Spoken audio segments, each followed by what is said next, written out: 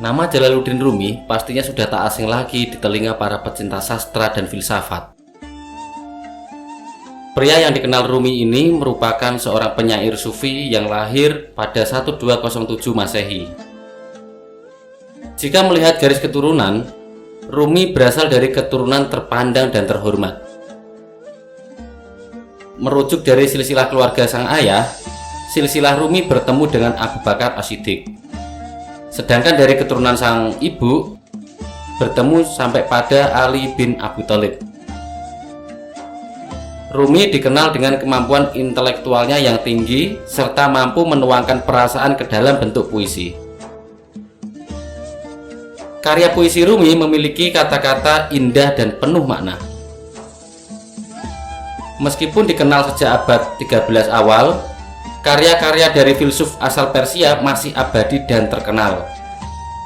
Bahkan karya Rumi masih bisa diaplikasikan di dunia modern sekarang.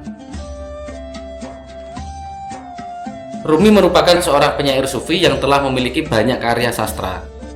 Salah satunya yang paling terkenal ialah kumpulan puisinya Al-Majnawi Al-Maknawi.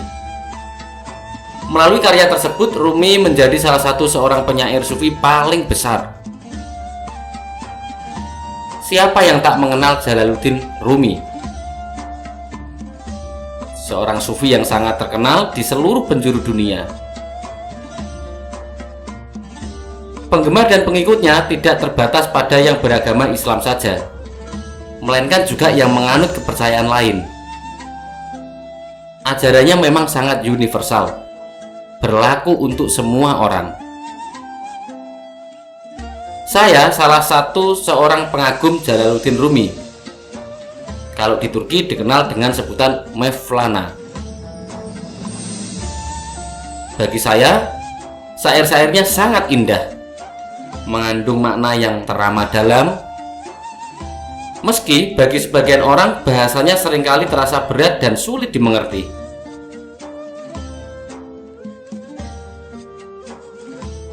Jalaluddin Rumi adalah seorang sufi yang lahir berabad-abad yang lalu, yaitu pada tanggal 30 September 1207 tepatnya di Balkh. Ia meninggal dunia pada tanggal 17 Desember 1273 dalam usia 66 tahun. Tetapi syair-syairnya yang berisi ajaran tentang kehidupan telah menjadi abadi. Kota religius Konya di provinsi Anatolia atau Turki adalah tempat peristirahatannya yang terakhir. Di sanalah kita bisa melihat sebuah museum didirikan atas namanya. Museum Mevlana namanya. Asal-usul Rumi sebenarnya adalah nama kota ini yang dulunya adalah Rome. Setiap tahun, kota Konya selalu dikunjungi sekitar 1,5 juta orang dari seluruh dunia. Mereka tidak hanya datang sebagai turis. Sebagian adalah orang-orang yang ingin belajar tasawuf dan menjadi sastrawan. Selain syair-syair sufi, Rumi juga terkenal sebagai pencipta tarian sufi. Tarian ini sangat khas karena sang penari berputar-putar seperti gangsing tanpa terjatuh. Kita tentu bertanya-tanya, apa dan bagaimana Rumi menciptakan tarian ini? Awal mula terciptanya tarian ini adalah suatu kecelakaan. Seorang pandai besi bernama Salahuddin Faridun Zerkub menempa besinya.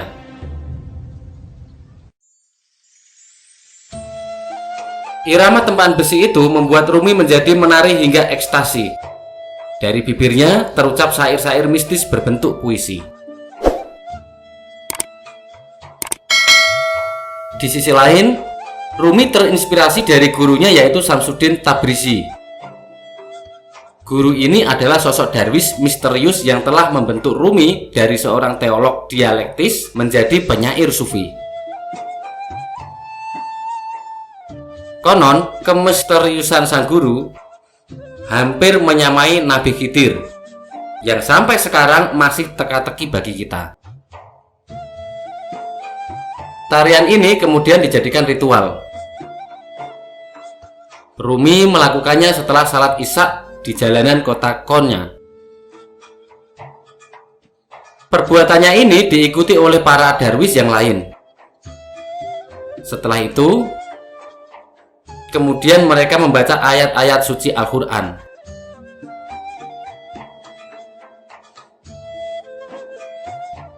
Menurut Rumi, menari adalah refleksi dari cinta. Ia tidak akan berhenti menari karena cintanya kepada Allah tidak pernah berhenti. Tarian sufi juga filosofi makna kehidupan.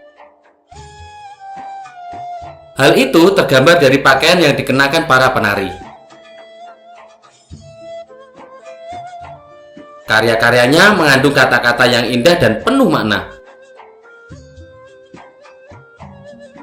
Tak jarang jika bait-bait puisi yang keluar dari Rumi begitu menginspirasi dan memotivasi banyak orang.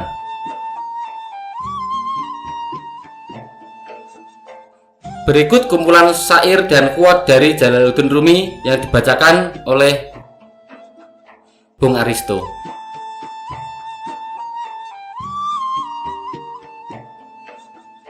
Aku bukanlah orang Nasrani. Aku bukanlah orang Yahudi. Aku bukanlah orang Majusi. Dan aku bukanlah orang Islam. Keluarlah. Lampaui gagasan sempitmu tentang benar dan salah, sehingga kita dapat bertemu pada suatu ruang murni tanpa dibatasi sebagai prasangka atau pikiran yang gelisah.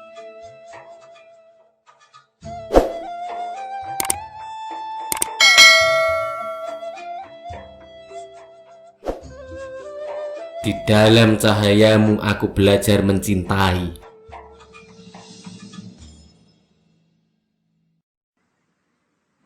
Di dalam keindahanmu aku belajar menulis puisi. Kau senantiasa menari di dalam hatiku, meski tak seorang pun melihatmu. Dan terkadang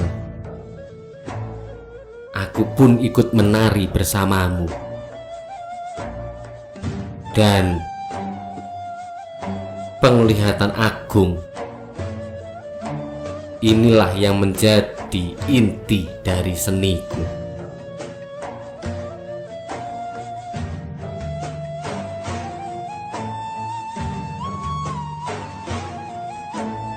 Hakikat yang maha pengasih hadir secara langsung laksana sinar matahari yang menerangi bumi. Namun kasihnya tidaklah berasal dari berbagai bentuk yang ada di bumi. Kasihnya melampaui setiap bentuk yang ada di bumi. Sebab bumi ini dan segala isinya tercipta sebagai perwujudan dari kasihnya.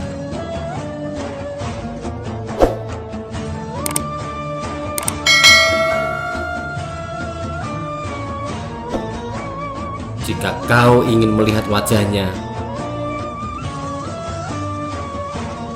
maka tengoklah pada wajah sahabatmu tercinta.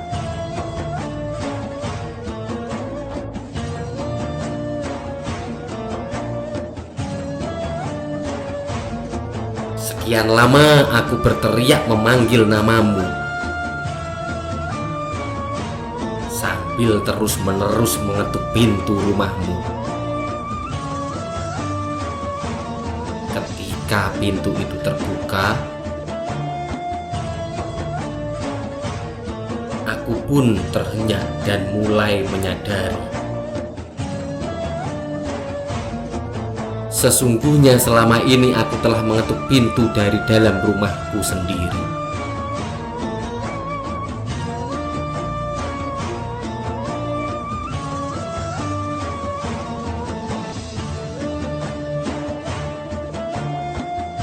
Demi Allah,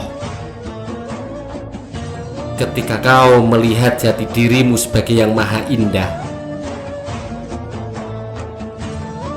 maka kau pun akan menyembah dirimu sendiri.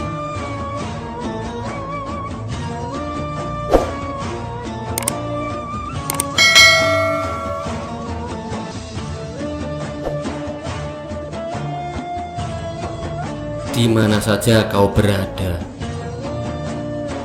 apapun keadaanmu, cobalah selalu menjadi seorang pecinta yang senantiasa dimabuk oleh kasihnya. Sekali kau dikuasai oleh kasihnya, maka kau akan hidup menjadi seorang pecinta yang hidup bagaikan dalam pusara. Dan kau akan tetap hidup hingga hari kebangkitan itu tiba.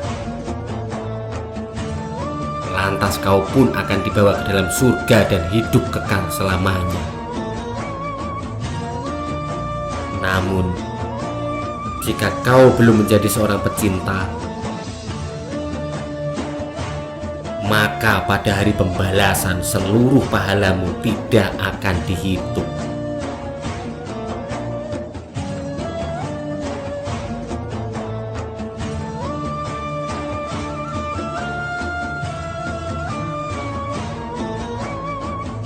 Pada hari kebangkitan, orang-orang akan berjalan sempoyongan. Di depanmu, mereka akan menggigil dengan wajah pucat karena ketakutan. Maka, aku akan memeluk kasihmu dan berkata kepada mereka,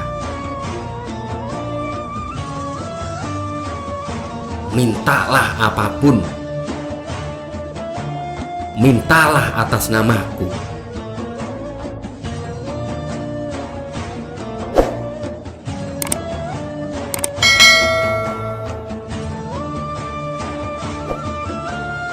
Ketika aku mati sebagai manusia,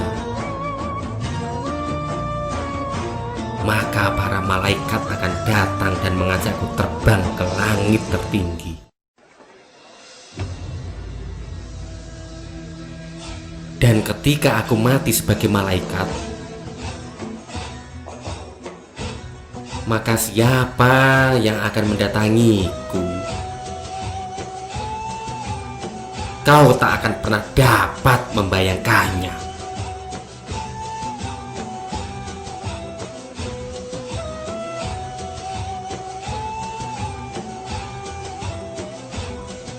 Hari ini seperti hari lainnya, kita terjaga dengan perasaan hampa dan ketakutan. Namun, janganlah tergesa melarikan diri dari kenyataan pahit ini dengan pergi berdoa atau membaca kitab suci. Lepaskan semua tindakan mekanis yang berasal ketidaksadaran diri. Biarkan keindahan sang kekasih menjelma dalam setiap tindakan kita.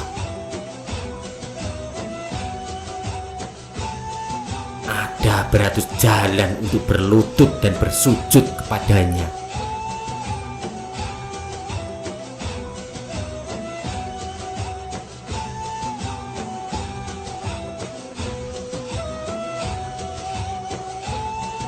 Diamlah.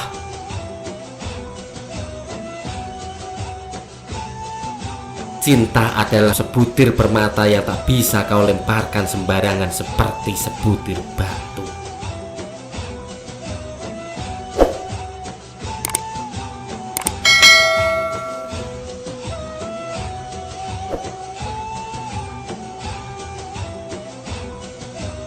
mintalah sesuatu kepadaku.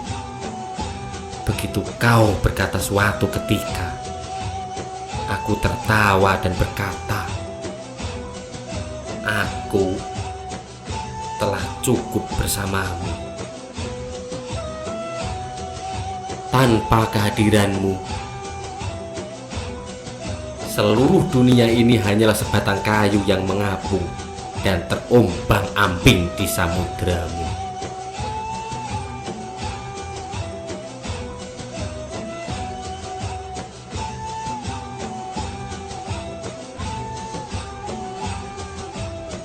Yakinlah,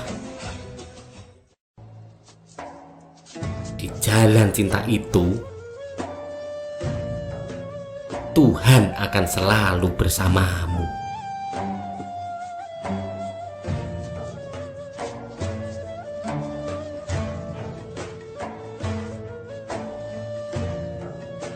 Tak ada pilihan lain bagi jiwa,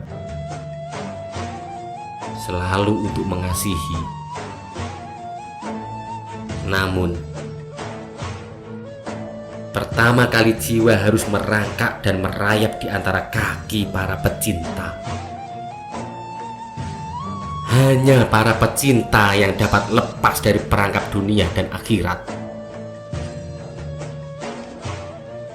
Hanya hati yang dipenuhi dengan cinta yang dapat menjangkau langit tertinggi.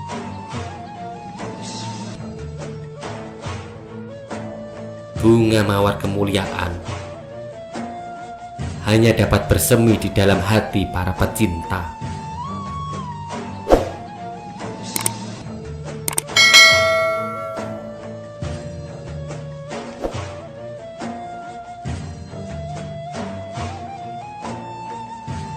Segalanya yang kau lihat mempunyai akarnya di dalam dunia yang tak terlihat.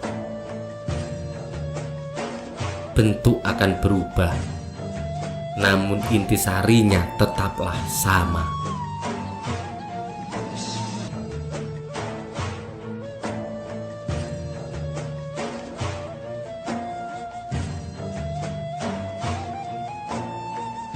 Ketika sedih, aku bersinar bagaikan bintang pagi. Ketika patah hati, hakikatku justru tersingkap sendiri.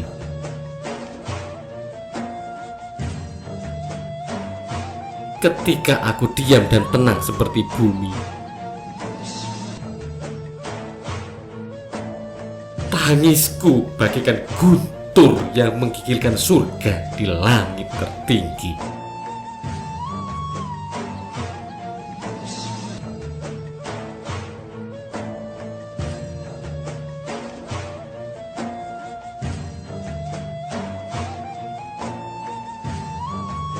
Hati manusia selalu terbuka dan dapat menerima segalanya. Semua yang baik dan buruk menjadi bagian dari sufi.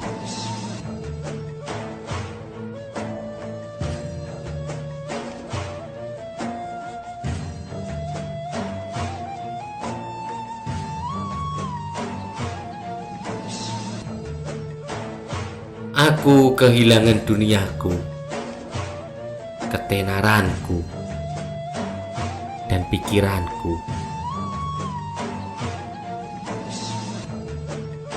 Ketika matahari terbit, maka semua bayang-bayang lenyap.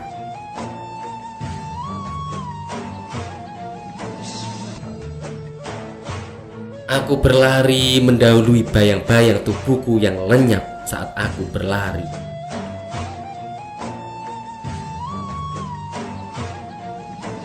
Namun, cahaya matahari itu berlari mendahuliku dan memburuku, hingga aku pun terjatuh dan bersujud pasrah ditelan samudra kilonya yang mempesona.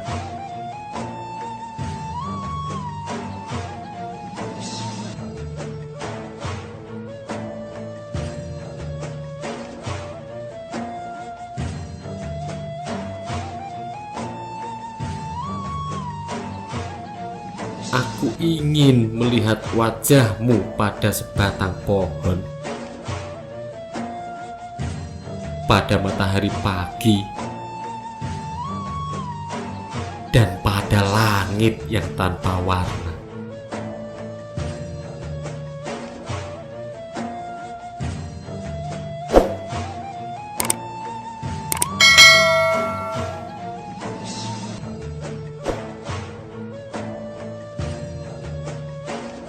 Karena cinta segalanya menjadi ada.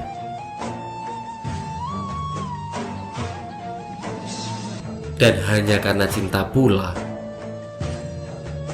maka ketiadaan nampak sebagai keberadaan.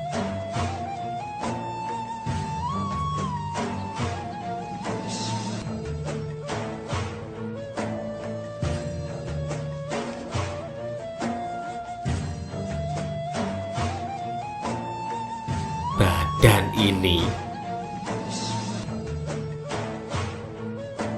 hanyalah suatu cermin surga.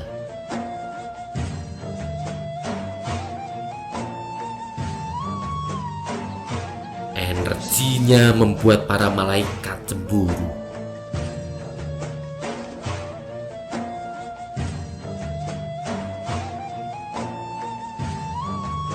Kemurniannya membuat malaikat serafim terkejut.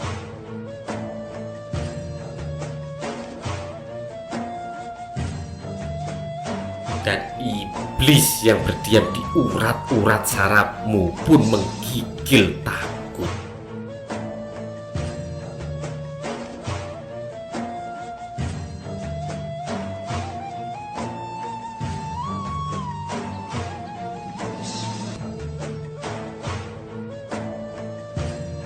Kau lebih mahal dibanding surga dan bumi.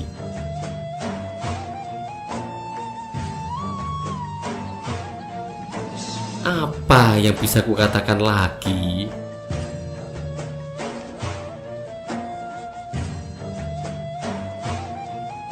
Kau tak mengetahui bahwa selama ini segala yang berharga telah menjadi milikmu.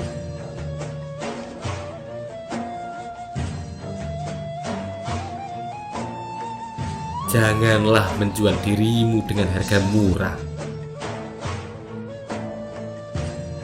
Sesungguhnya dirimu sangatlah mahal di mata Tuhan.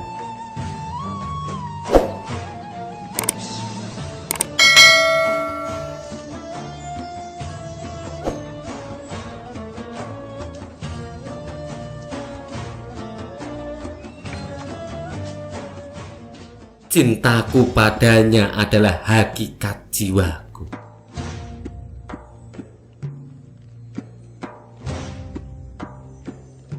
Hidupku adalah gelora yang selalu merindukannya.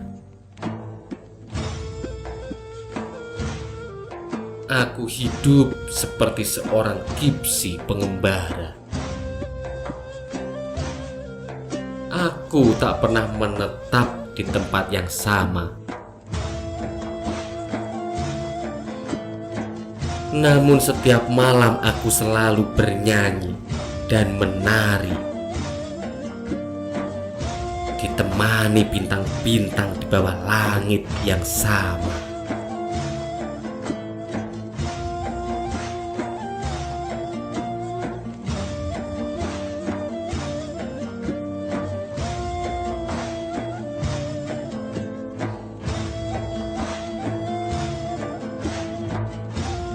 Kematianku adalah perkawinanku dengan keabadian.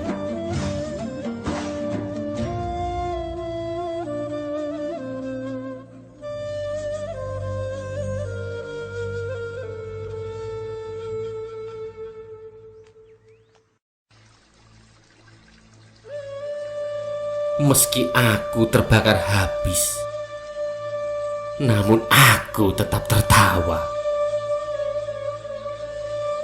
Karena abuku masih tetap hidup.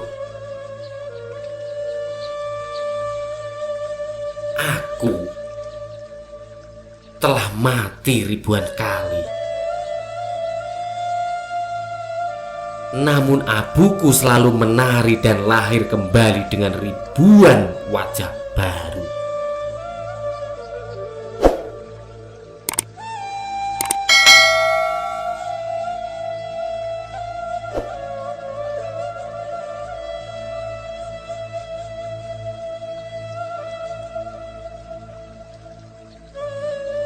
Di gurun pasir tanpa batas,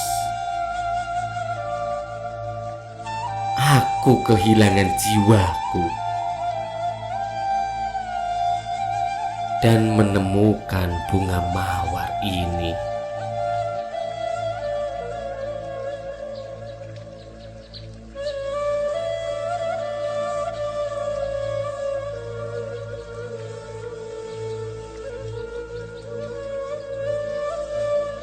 Aku telah melihat wajah mulia sang raja.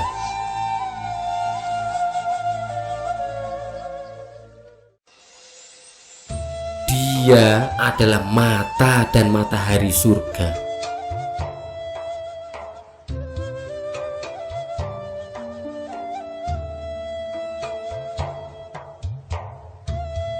Dia adalah teman seperjalanan dan penyembuh semua makhluk.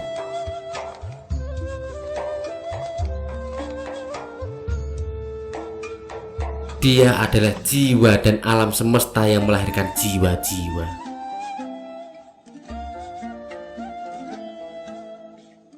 Dia menganugerahkan kebijaksanaan pada kebijaksanaan, kemurnian pada kemurnian.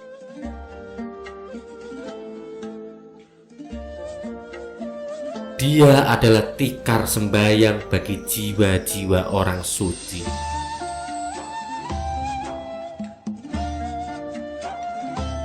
Setiap atom di tubuhku berlompatan sambil menangis dan berkata, "Terpujilah Tuhan."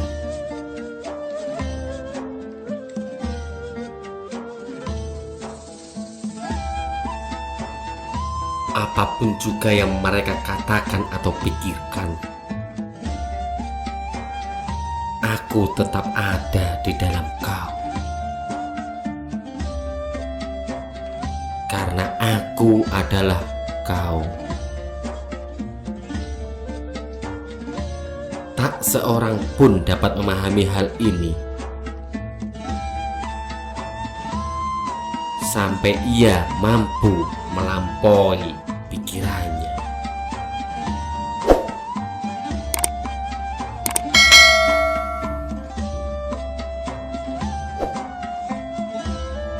Jika kau dapat bertemu dengan jati dirimu meski hanya sekali,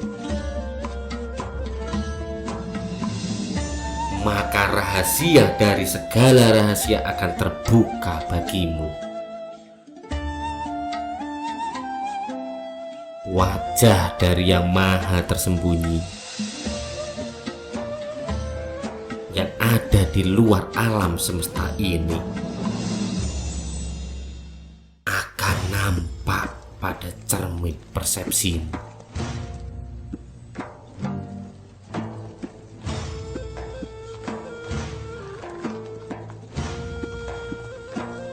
Setiap penglihatan tentang keindahan akan lenyap. Setiap perkataan yang manis akan memudar. Namun, janganlah kau berputus asa, karena mereka semua datang dari sumber yang sama, dari keabadian. Masukilah keabadian itu, maka kau akan melihat segala sesuatu tumbuh dan berkembang, memberi hidup baru dengan kegembiraan baru bagimu.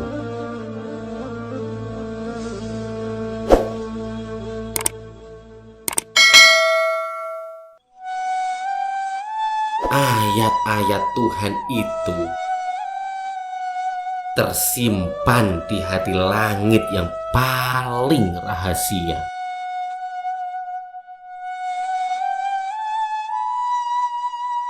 Suatu hari,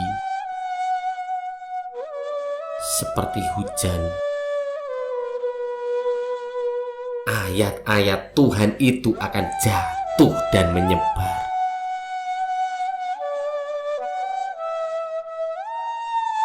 Sehingga misteri keilahian akan tumbuh menghijau di seluruh dunia.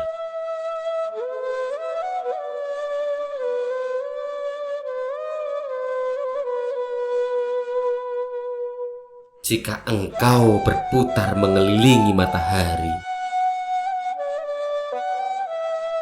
maka engkau pun akan menjadi matahari.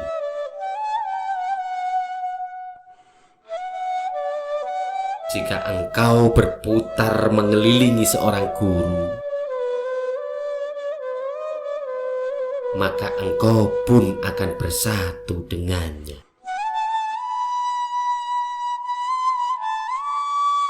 Engkau akan menjadi sebutir permata jika engkau menari mengelilingiku. Dan engkau berkelip seperti emas jika engkau menari mengelilinginya.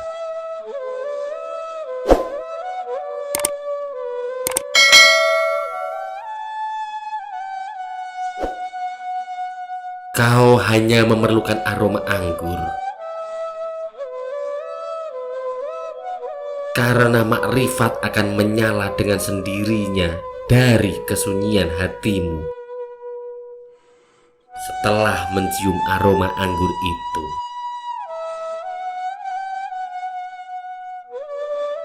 Seperti juga nyala api akan tersilap dan berkobar dari aroma anggur. Bayangkan jika engkau adalah anggur itu sendiri.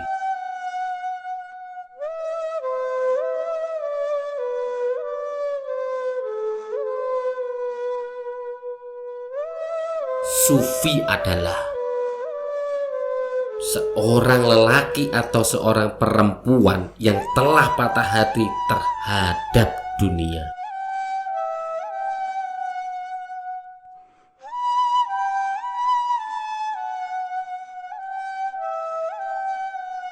Kekasih,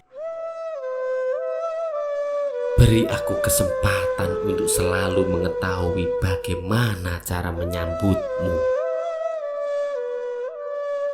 Dan sulutkanlah obor di tanganmu agar membakar habis rumah keegoan di dalam diriku.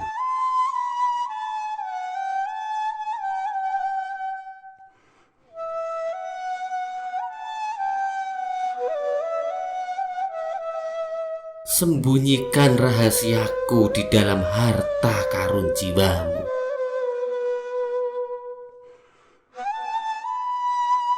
Sembunyikan perasaan ekstase itu di dalam dirimu. Jika kau menemukan aku, maka sembunyikan aku di dalam hatimu. Sadarilah, kemabukan ini sebagai kebenaran yang mutlak.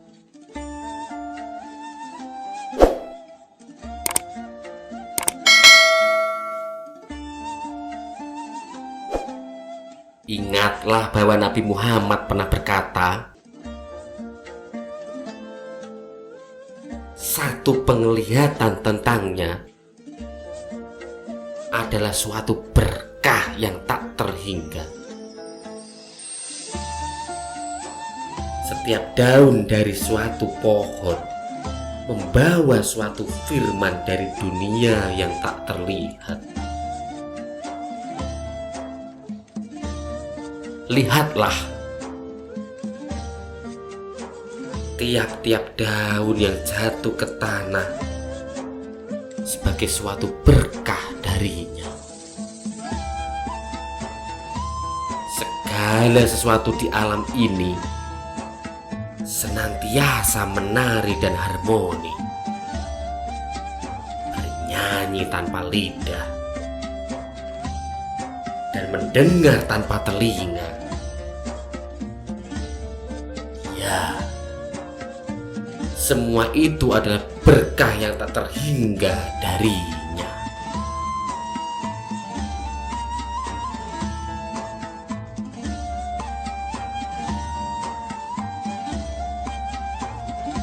Isi aku dengan anggur sunyimu. Biarkan anggur itu merendam pori-poriku hingga keindahan yang maha agung akan terungkap bagiku. Inilah arti berkah bagiku.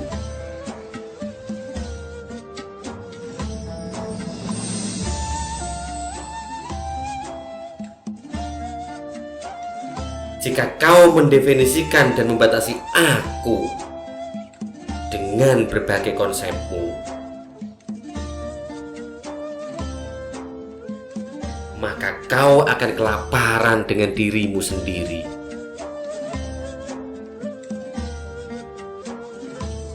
Lalu aku pun akan jatuh ke dalam suatu kotak yang terbuat dari kata-kata. Dan kotak itu adalah peti mayatmu sendiri.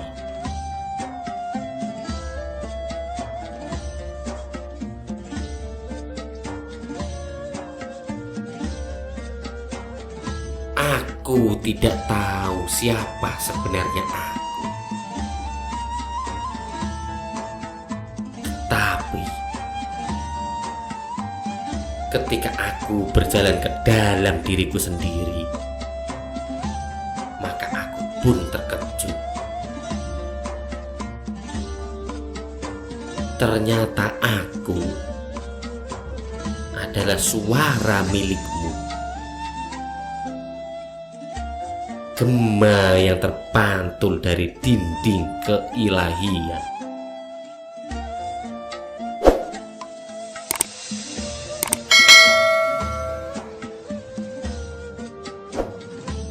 Jati diri kita adalah cahaya. Cinta ilahi adalah matahari keagungan. Sinarnya adalah firman. Dan makhluk adalah bayang-bayangnya.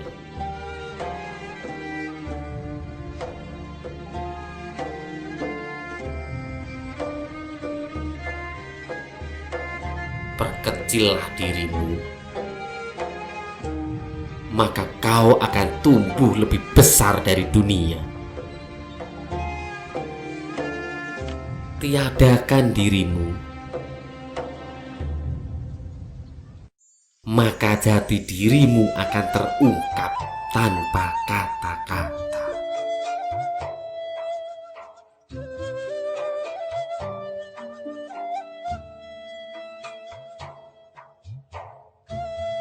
Ketika kami mati, jangan cari pusara kami di bumi, tetapi temukan di dalam hati para pecinta.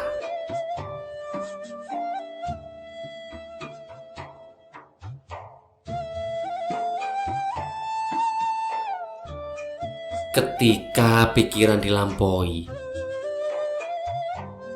maka keindahan cinta pun menghampiri. Berjalan dengan anggun, serta membawa secangkir anggur di tangannya.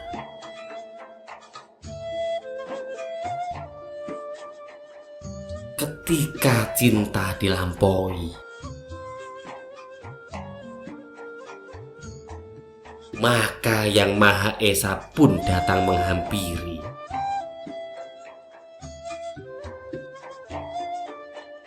Ia adalah zat yang tak dapat diuraikan dengan kata-kata dan hanya bisa disebut sebagai itu.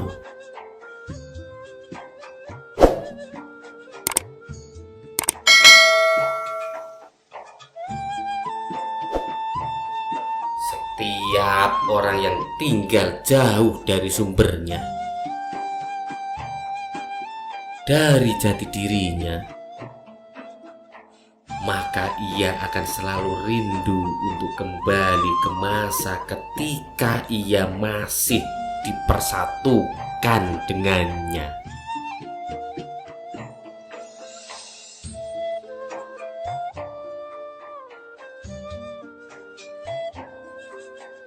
Surga dibuat dari asap hati yang terbakar habis. Dan orang yang diberkahi oleh Tuhan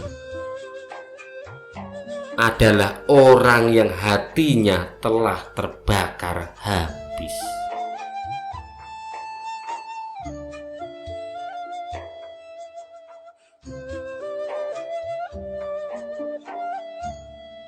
Awan-awan berada dalam keheningan meski penuh dengan berjuta kilat. Cinta akan memberi kelahiran baru bagi para filsuf berkepala batu.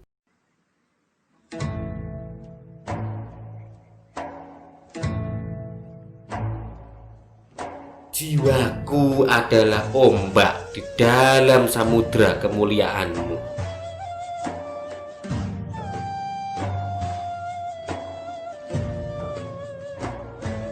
Dan di dalam keheningan,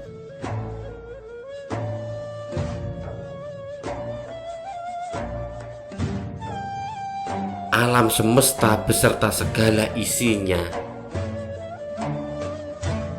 tenggelam di dasar samudra kemuliaanmu.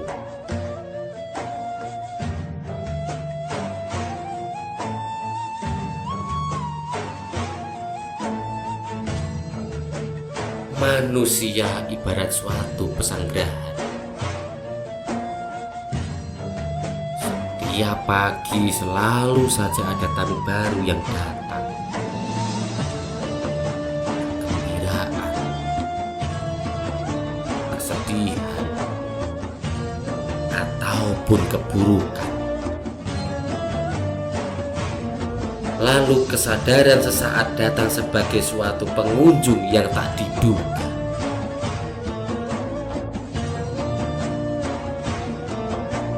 Sambut dan hibur mereka semua. Sekalipun mereka semua dengan kasar menyapu dan mengosongkan isi rumahmu.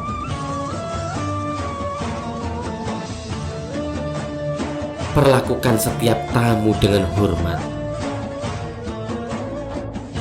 sebab mereka semua mungkin adalah para utusan Tuhan yang akan mengisi rumahmu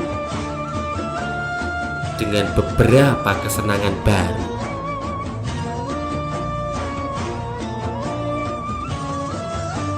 Jika kau bertemu dengan pikiran yang gelap atau kedengkian atau beberapa prasangka yang memalukan, maka tertawalah bersama mereka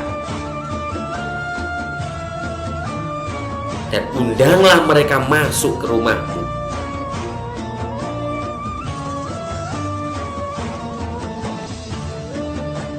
Berterima kasihlah untuk setiap tamu yang datang ke rumahmu, sebab mereka telah dikirim olehnya sebagai pemandumu.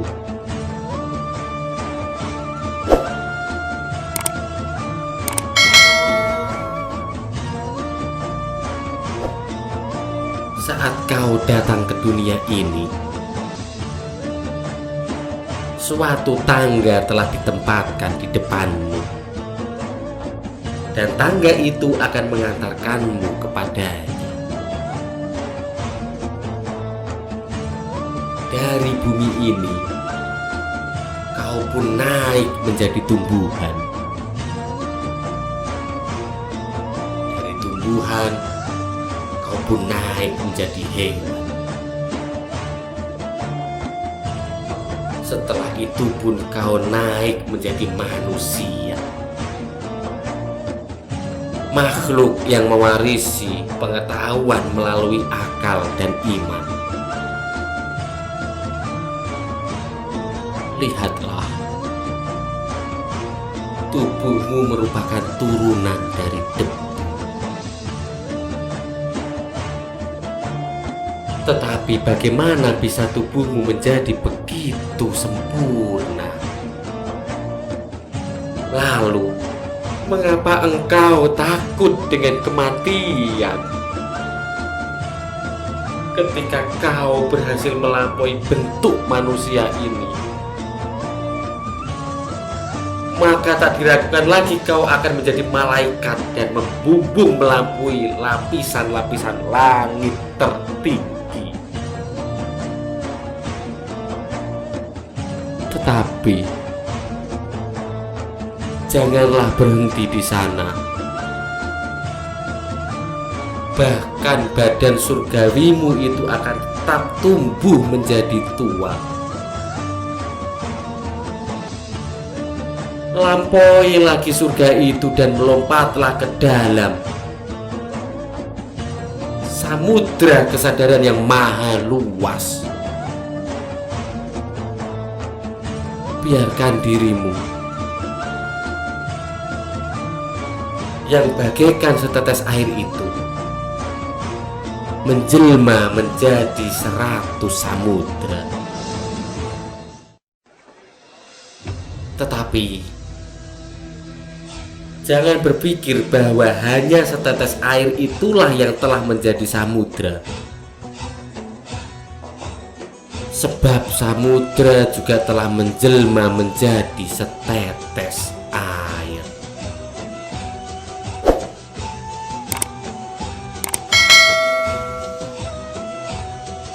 Shh.